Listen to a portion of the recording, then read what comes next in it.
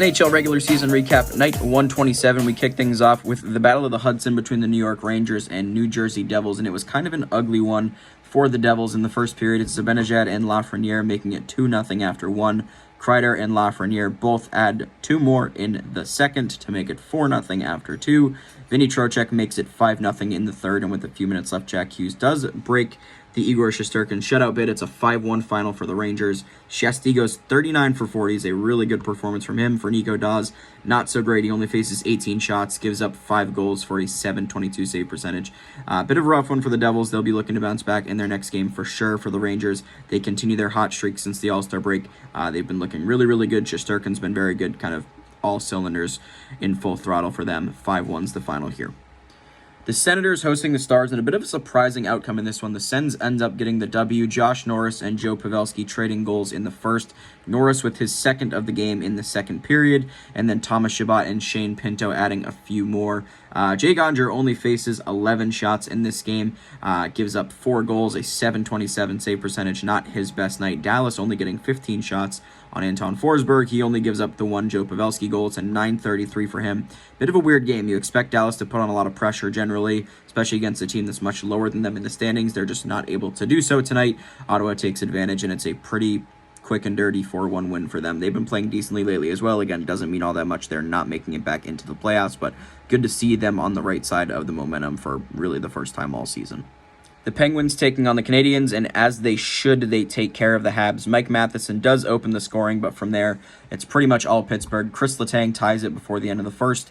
Brian Rust and Drew O'Connor both score to make it 3-1 after two, and then Letang adds another one for the empty netter in the third to make it a 4-1 final. Caden Primo goes 23 for 26 and .885 save percentage, while Tristan Jarry goes 30 for 31 for a .968. He was really good tonight, as was Chris Letang, of course. Much needed win for the Penguins against a team that they should be beating pretty much 9 times out of 10, especially at this point in the season when they are hunting for a playoff spot and the Canadiens are not. But they need all the points they can get. They still sit 7th in the Metro, and they have a lot of ground to make up on some of the teams ahead of them. So they will take these 2 points. They got to go get some more, though. 4-1's the final here for Pittsburgh. The Carolina Hurricanes taking on the Florida Panthers in what could very well be an Eastern Conference final preview. And Pyotr Kochetkov, take a bow, man. This was an incredible game from him, as it was from Bobrovsky. They both played phenomenally, but Kochetkov goes 44 for 44 in the shutout bid. Sebastian Aho with the only goal in this game with just 19 seconds to play in the third period, and that, of course, is the game winner. It's from Jesper Fast and Andrei Svechnikov. For Bobrovsky, he has a really good night as well. As I mentioned, 28 of 29, a .966 save percentage, just no goal support, hard to win when that happens. It's a big win for the Canes. 1-0 over Florida is the final. The Red Wings hosting the Avs in what used to be such a good rivalry, and this game kind of went back to those days, at least as far as entertainment value goes. Nate McKinnon opened the scoring in the second period with his 34th of the year. No goals until 12:02 into the third for the Red Wings, but Dylan Larkin scores on the power play to tie it up, and then in the overtime off of what was a pretty good back and forth pace for the first 3.5 minutes. Patrick Kane ends up wide open in the slot off a Dylan Larkin feed, and he makes no mistake bearing it past Justus Annunen, and it's a 2-1 victory for the Wings. A huge one over Colorado. They move to 4th in the Atlantic once again. The Avs still 2nd in the Central. Annunen goes 28 for 30, a .933. Alex Lyon just that much better, 30 for 31, a .968. It was a really good game both ways. Really couldn't have asked for a better one between two teams that maybe didn't have the highest expectations for this one tonight, but the Red Wings get it done 2-1 over the Avs. The Bolts hosting the Capitals, and it looked really good for Washington in the first, but the Bolts kind of made it interesting as we went along. Obe Kubel and McMichael both score in the first, making it 2-0 after one. Brandon Hagel scores about halfway through the second to cut it to a 2-1 lead, but before the period's up, Anthony Mantha with his 18th of the year, he's having a pretty good season, makes it 3-1 Caps. The Bolts would tie it just 3 minutes into the third, so of course as a Caps fan, I figured this game was going to be over on the wrong direction, but Rasmus Sandin scores with just under 5 minutes to play, and then Connor McMichael scores his 12th of the year, 2nd of the game on the empty net, and it ends up being a 5-3 win for Washington. They're 3rd in a row. They're up to 4th in the Metro, kind of out of nowhere, but it's been a good little stretch from them. For the goaltenders, Charlie Lindgren goes 29 of 32, a .906 save percentage. For Vasilevsky, not his best night. He's been struggling a bit of late. 19 of 23 for just an .826 save percentage in the losing effort. This is a big one for the guys in red. 5-3 Caps is the final. The New York Islanders taking on the St. Louis Binningtons, St. Louis Buchneviches, Blues, and it's 4-0. Buchnevich with a hat trick, Binnington with 38 saves in the shutout. Robert Thomas had 3 assists, so he had a good night too. Brandon Saad with the 4th goal, but was the first goal for the Blues. That was kind of it in this one, honestly. Varlamov goes 21 for 24 and 875. Binnington a perfect 38 for 38. Not really much else, man. The Islanders can't score. They can't win games. Don't know what else to say.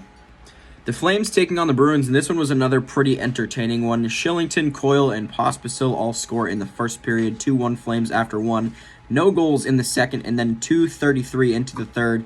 It's the Mayor Weymouth, Charlie Coyle, once again, his second goal of the game, tying us up at 2. No more goals the rest of the third. We head to OT, where Nazem Kadri ends up being the hero, unassisted, beating Linus Ullmark, and it's a 3-2 OT win for the Flames. Ullmark goes 27 for 30, a 900 save percentage, while Jacob Markstrom was a beast in this one. 32 of 34, a 941 save percentage. He had a great quote after the game, asking how this one felt, and he's like, I just want to win games. He's got the trade market on his mind for sure, so he's happy to get this one, but we know that's a little bit of a caveat to saying, he just wants to win wherever he's at, right? So it's a good one for the Flames. They'll take it. Again, they're kind of teetering on whether or not they're still in the push for the playoffs. It's been iffy for them lately, but this is a big one over a very, very strong Boston team. 3-2 is the final. The Kraken hosting the Canucks, and it was pretty back and forth for a bit here, but eventually the Kraken would pull away. Miller and Dunn trade goals in the first period.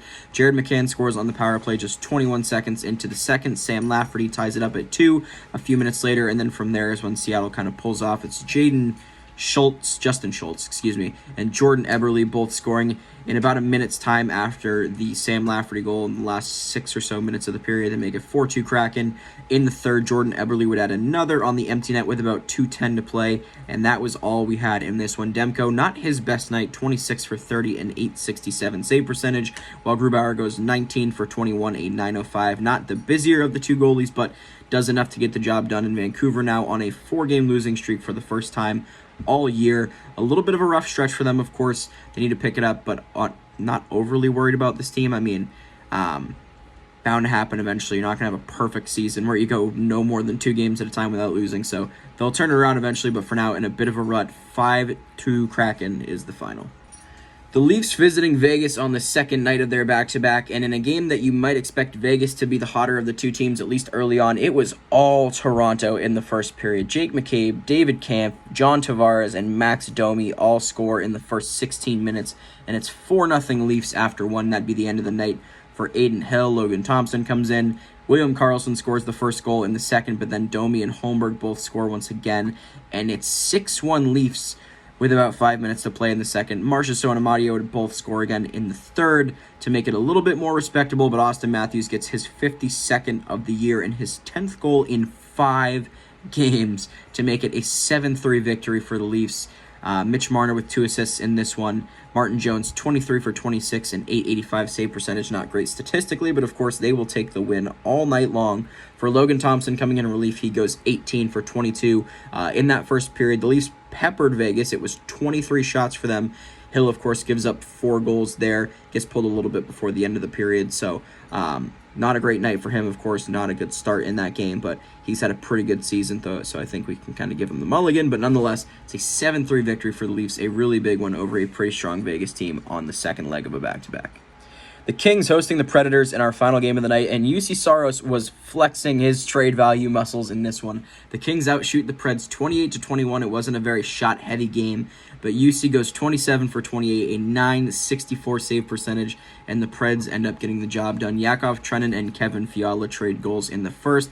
Jankowski scores the only goal in the second, and then 2 empty netters in the third, one from Colton Sissons, the other from Jeremy Lauzon. It's a 4-1 victory for Nashville. A pretty good one. They've been playing pretty well as of late. I think they're 3 for their last 3, maybe 4 for their last 4. It's been a good stretch from them. But, of course, UC Saros kind of carries the way in this one. Not Dave Riddick's best night. He goes 17 for 19, an 895 save percentage. Not terrible, but if you're only facing 19 shots, you'd like to get maybe only 1, if not none, get by you. But not able to be the case tonight for Dave Riddick. It's a tough loss for the Kings and a big win for the Preds, and that is it for NHL regular season recap night 127. Apologies that this is getting up so late.